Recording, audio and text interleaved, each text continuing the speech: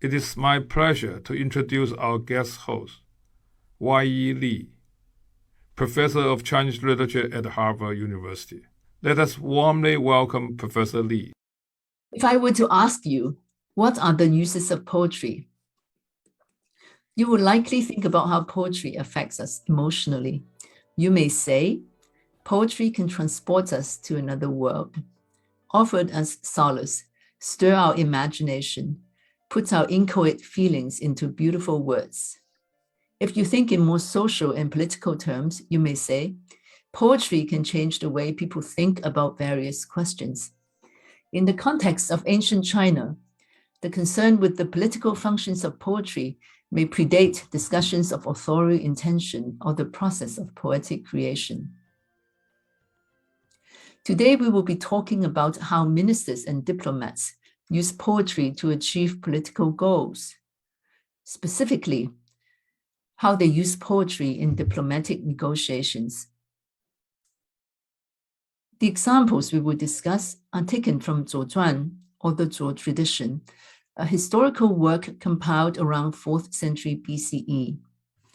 It covers a period of 255 years, that is 722 to 468 BCE.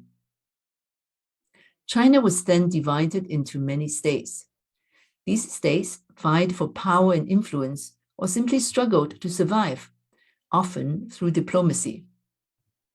A key component of diplomatic rhetoric is the ability to quote the right poems on the right occasions.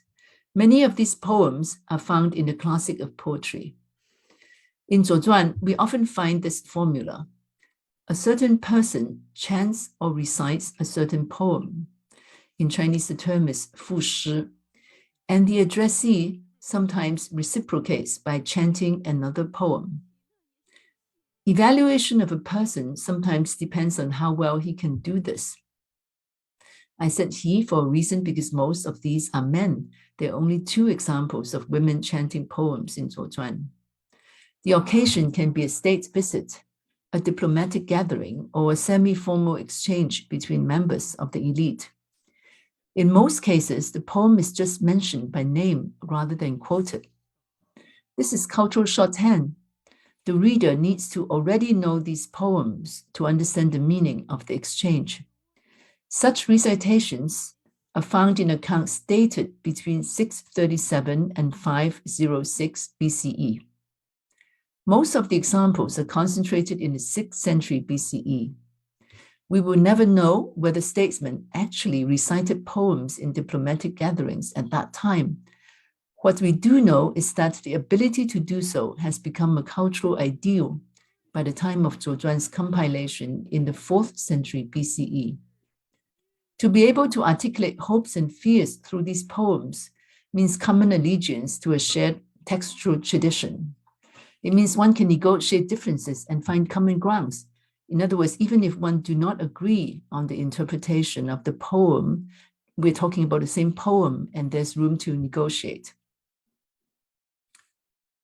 In this episode, the theme is, who is the barbarian?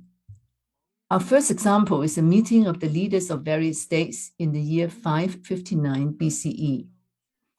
Jin is the most powerful state at that time, and the Jin leader, Fan Xuanzi, presides over the gathering. On the eve of the formal meeting, Fan Xuanzi accuses Zhi, the leader of the Rong barbarians, of leaking Jin's secrets and making other states turn against Jin. Fan Xuanzi says to Zhi, "We were good to you. We gave you land 80 years ago. You are ungrateful, and we will not let you take part in the meeting tomorrow." Zhi's reply is very interesting. He says, first, let's get the history straight. The land you gave us back then was just wilderness.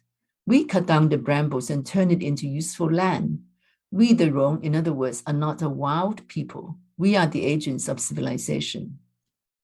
In addition, we helped you in the past. And then there's the barbarian question. Zhi says, "We're too different from you. You don't have to worry about us. And here I quote 左传, "Our drink, our food, our clothing, and our regalia are all different from those of the central states. We do not exchange gifts with the central states, and our language and theirs do not allow communication. How can we possibly harm you? Not to participate in the meeting will be of no consequence to us. 'Tis no cause for grief." He chanted blue flies and withdrew, end of quote. He is saying, since we're so different, if you try to isolate us, it's no big deal. But this statement about difference is ironic.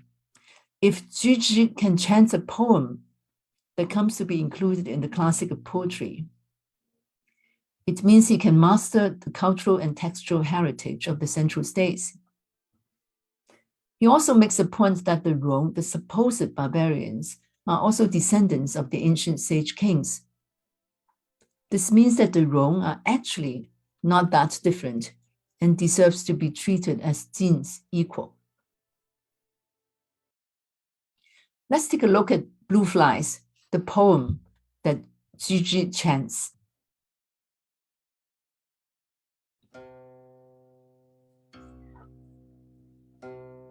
Blue flies, buzzing blue flies, gather on the fence.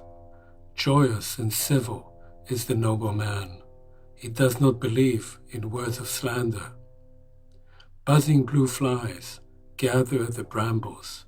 The slander mongers know no limit and wreak havoc in domain on four sides. Buzzing blue flies, gather the thickets.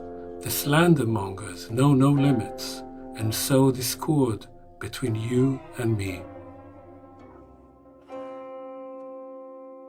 Poem begins with the image of buzzing blue flies. How are buzzing blue flies linked to slanderers? Perhaps the buzzing blue flies arouse the poet's unease and make him think of slanderers. Flies are said to, quote, invert black and white, unquote. So perhaps they become the metaphor for slanderers. What is Shijing trying to say by reciting this poem? He's saying, first, I'm the victim of slander. All the accusations against me are groundless. Second, I may be a barbarian, but I share the cultural values of the central states. Third, the real barbarians are slanderers who instigate discord, not the Rong who are just culturally different. You, Fan Xuanzi, should be like the joyous and civil nobleman who does not believe in words of slander in the poem. Because you recall that in the poem, in the third line of the first stanza, there's the line, joyous and civil is the nobleman, 凯地君子. So if you are a joyous and civil nobleman, you should not believe slander. 5, you, Fan Xuanzi, should treat less powerful states with greater civility. So this is a poem pregnant with many messages, and Shijing succeeds. The Zong-qi passage ends like this. I quote, Fan Xuanzi acknowledged his error and made Shijing take part in affairs in the meeting, thus realizing the attributes of being joyous and civil. From then on, the leaders of Jin reduced the obligatory contributions of Lu and treated its envoys with even greater respect. This means that Fan Xuanzi is persuaded to scale back demands on less powerful states because of Shijing's recitation. Shijing's chanting of blue flies is thus effective remonstrance. Let us relax and listen to a reading of the poem in Mandarin. 诗经·小雅，轻盈。盈盈轻盈，止于凡。慨替君子，勿信谗言。盈盈轻盈，止于极。谗人罔极，交乱四国。盈盈轻盈，止于真。谗人罔极，构我二人。